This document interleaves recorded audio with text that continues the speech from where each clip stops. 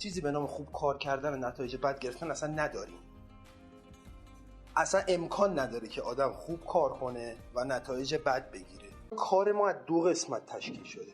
کار ما یه قسمتش ذهنی و احساسیه، یه قسمت فیزیکی. نمیدونم چرا اینقدر تاکید رو کار فیزیکی داریم، در صورتی که خودمون اگه بخوایم انسان رو تعریف کنیم یعنی واقعا بیشتر به جسم اولویت میدیم تا روحش. چرا اینقدر به این فیزیک کارا اهمیت میدیم؟ اصلا بحث این نیست که خوب کار کنه بد نجه. این اصلا امکان نداره کسی یه کاری که مثبت احساس خوب و خوب انجام بده. این اصلا من باورم نمیشه. معمولا ما کار فیزیکیمون رو میبینیم با یک کس دیگه که همین کار فیزیکی رو کرده مقایسه میکنیم، میگیم خب ما این کاری که اونم اون کارو نتیجه بهتر گرفتیم. نه، اون 100% باورش فرق می‌کنه. مطمئن باشید باورش فرق می‌کنه. یه مثالی براتون میزنم. آنتونی رابینز، این بنده خدا اصلا ورزشکار حرفه‌ای نیست، ولی شما وقتی میری زندگی نامه آندره آگاسی رو میخونید که یه زمانی بهترین تنیسور دنیا و تنیسور آمریکایی، میگه آنتونی بزرگترین مربی هم در صورتی که آنتونی اصلا تنیسور نیست. آنتونی میگه من میرفتم با تنیسورا مصاحبه میکردم، باورهای ذهنی اینا رو میکشیدم بیرون، حالتهای بدنشون هم نگاه میکردم، انتقال میدم به آندره آگاسی. نه فقط مربی آندره آگاسی بوده باشه.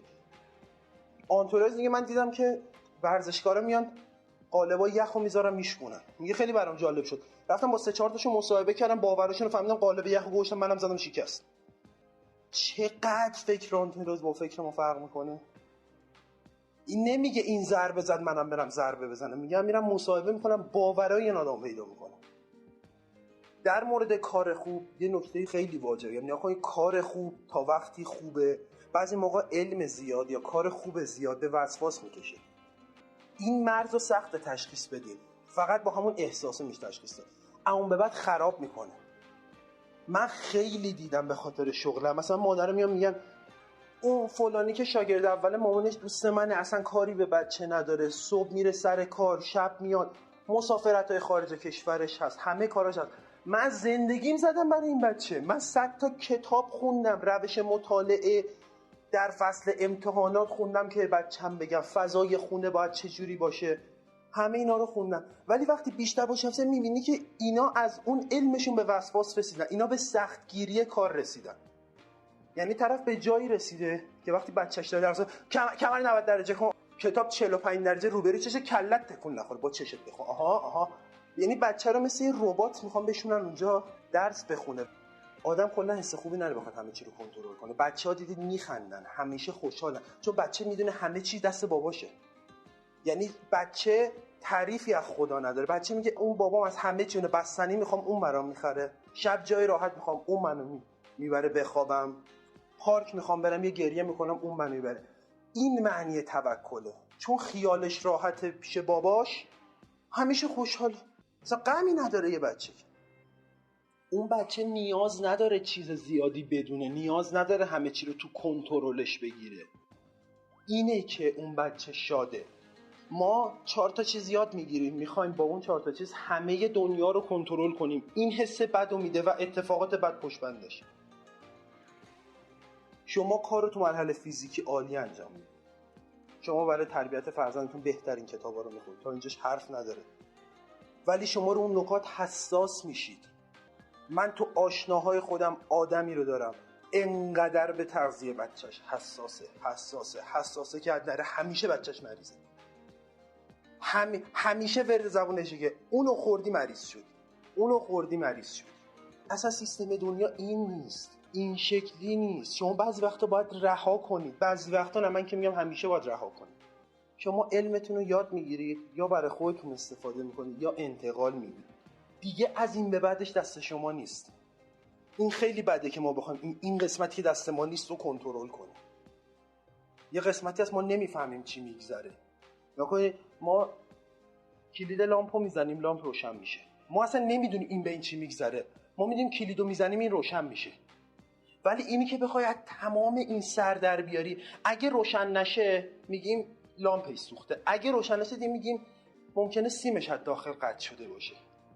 ولی بعضیا میخوان بدونن چجوری تک تک این نیروها از اون پریز انتقال پیدا میکنه میره تو لامپ. و واقعا تو این مورد نه، ولی واقعا زندگیمون اینطوری میکنیم. همه چی رو میخوایم بدونیم، همه چی رو میخوایم تحت کنترل داشته باشیم. این اذیت میکنه، مطمئن باشی اذیتتون میکنه. میگم من به خاطر شغلم اینا رو زیاد میشنوم. حالا بیشتر مادرگاهی پدرها میان مثلا میگن بابای فلان دانش آموز همکار منه. این خیال اصلا عین خیالش نیست. بعد بچه اونو نگاه کن، درسشو به موقع میخونه، به موقع میره، به موقع میاد.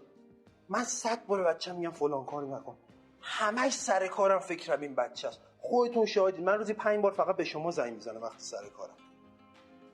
اینه من میگم قسمتی که دست ماله. شما خوبه بچه‌تون رو خوب تربیت کنید، شما خوبه علم روز، علم خوب که مناسب اون سن رو به بچه‌تون انتقال بدید. ولی این که دیگه شما سر کارید هی فکرتون اونجا باشه، این کمکی نمیکنه. دلشوره شما هیچ کمکی به بچه‌تون نمیکنه.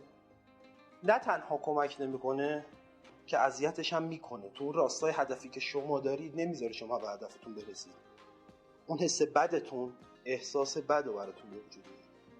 حافظ یه شعر داره خیلی قشنگه، خیلی قشنگه. حافظ میگه دوش با من گفت پنهان کاردانی تیزهوش، و از شما پنهان نشاید کرد سر میفروش. گفت آسان گیر بر خود کارها، که از روی تب سخت میگیرد جهان بر مردمان سخت کوش.